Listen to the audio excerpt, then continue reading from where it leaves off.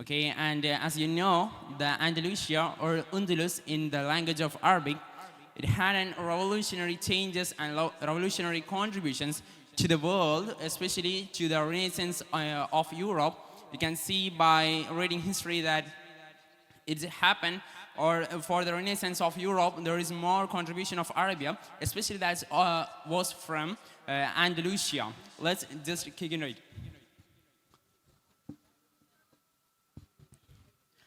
On a bustling street of Spain, there were more people. They are gathered there. They are saying, "Man, jump from there, jump from there." And someone says that, "Don't jump from there. It's your end of your life. Please don't do that."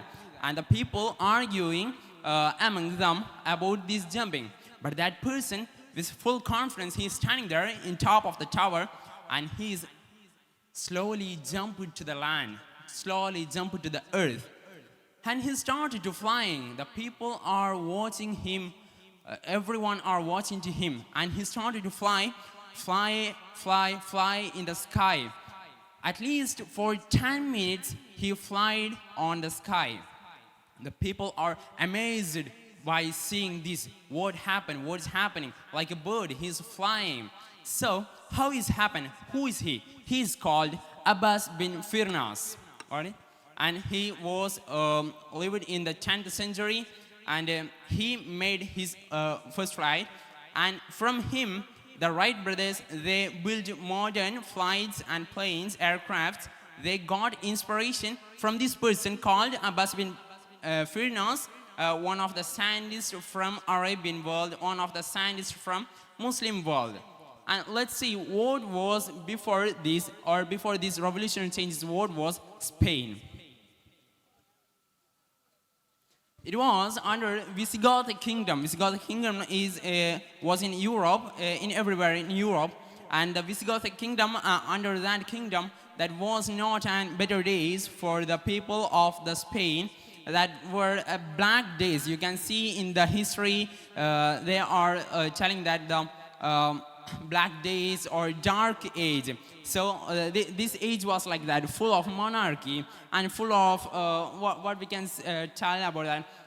That's not instability in politically and religionally and socially, economically instability and slaveness like that. The only good life is only for monarchs. All other rest of the people are living in a dark age. That was in the period of Visigothic age. And also there were no educational facilities for the students from there. So they couldn't grow as the people in other part of the world. But after that, after the Visigothic period, the Islam is entering. So you can see the region, the Gibraltar, the Spain or Andalusia is situating in the southwest of Europe, and also it's near Gulf of Gibraltar. Gibraltar, that word derived from the word Jabal Tariq. Jabal Tariq is a mountain, it's just near to Gibraltar, and the Jabal Tariq, that name came from a person called Tariq bin Ziyad. Tariq bin Ziyad was the chief commander of the military who conquered the Spain, who conquered this part of Europe through passing through this Gibraltar. And it was in 711. And after that, the rule, he just conquered, but also he couldn't conduct a administration there. But also after that, Abdul Rahman the first, he founded Umayyad Khilafat, and he was from Arabia. He is expelled from the hand of Abbasids by their political and by their religion problems, and he came to here to Cordoba and in 756, and this is marked as the starting and the beginning of the golden age of Al-Andalus, and later is called in the history Al-Andalusia. Let's just see what's history of it. And one of the greatest city and the capital of their region was Cordoba. You can see in the Cordoba, it was a city of knowledge, a city of revolution, a city of inventions like that. You can see there were 70 library in a single city and 900 hammam. Hammam is just a bathing place. This the historian says that this represents their purity and everything like that. And there is 50 hospital and 30 madrasas. Madrasa is not the madrasa that we are seeing in nowadays in our country, but the madrasa is the universities. The word madrasa is only for the universities, the great universities, not just what educational institution that here and there, but great universities are only called as madrasas. And it says that in the night it was full lighted in the city. The historian says there everyone can walk 10 miles without light in the night. See the vastness of the city and the lights and the everything that I mentioned now. It represents that the great city of Andalusia, the Cordoba. And from there, from these universities, more people, more scientists, more writers, more thinkers, philosophers, they are derived from these universities. One of them, I only mention one or two of them.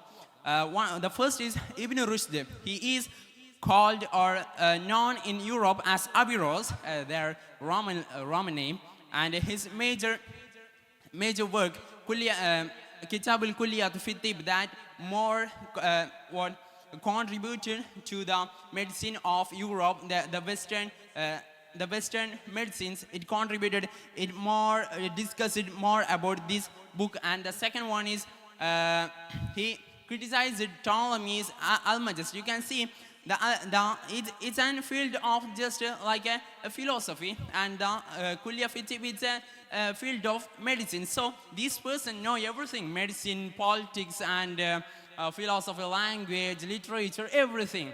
And also by reading Ibn Rushd, we can understand that he brought the Aristotelic thinking and the Greek thinking to Islamic world, and it made more criticized, but also it made a revolution in the history of Muslims. Like that, the Ibn Rushd. And the second person is Ibn Khaldun. He's a well-known personality for us by his great work called Muqaddimah. It's just an introduction to one of his great work, but the Kitab Muqaddimah is great one. It's well known, and now also every historians they are using. I read from someone. He says that I uses Muqaddimah for everything from a historian. I heard that. And his concept of Asabiya, it's a concept of social solidarities that now also discusses everywhere. In more works, it contributed well. The architectural wonders that built by them, the Alhambra Palace is one of the mind-blowing and thought-provoking work of them, the architect work, and it built in 13th century, and it became a World Heritage Site in 1984, and it's built in Moorish architecture. Moorish means it's from a place from Iberian Peninsula, and the calligraphy works in this architecture. It all discussed well in the history. And the Great Mosque of Cordoba is built in 8th century. It also being the part of World Heritage Site in 1984, and the greatest mosque in Europe. Is the greatest mosque in Europe, and it's all built by, it's all contribution of Umayyad Khilafat. Alright?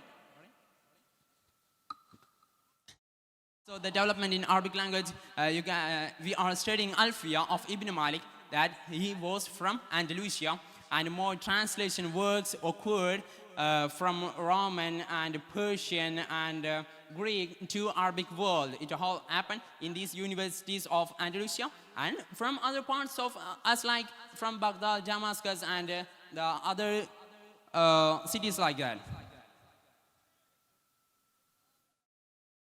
And the last, it declined in 1492 by fell to the Catholic monarchs Ferdinand II and Isabella I. They conquered the Spain again, and it get under the rule of Christians again from the hand of Muslims. And its legacy, it declined there, but also its legacy now also one of the rising, and we can see the legacy of Islam everywhere in Spain now also.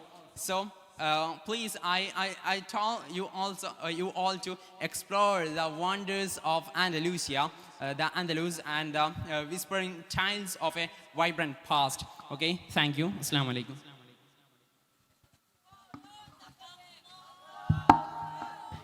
ശ്രദ്ധിക്കുക, team കിഞ്ച ഫിയസ്ത ഒരുക്കുന്ന